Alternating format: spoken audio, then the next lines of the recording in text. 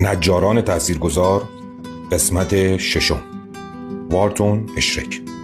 اشرک در سال 1887 در فیلادلفیای آمریکا به دنیا آمد و در مدرسه هنرهای صنعتی فیلادلفیا طراحی، چاپ و نقاشی آموخت.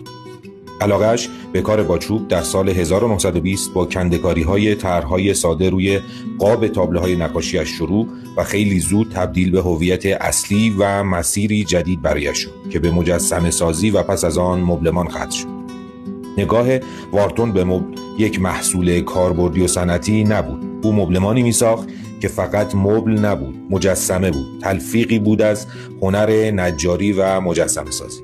وارتون عاشق سفارشات تک نسخه بود، فقط به خاطر لذت خلق فرمی تازه.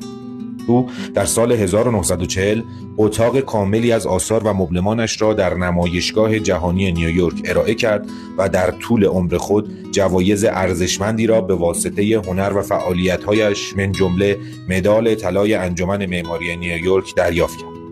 او نجاری را با هنرهای تجسمی درآمیخت و مهمترین دلیل ماندگاری نامش نه یک اثر خاص بلکه ایده نجاری به عنوان هنر مدرن بود.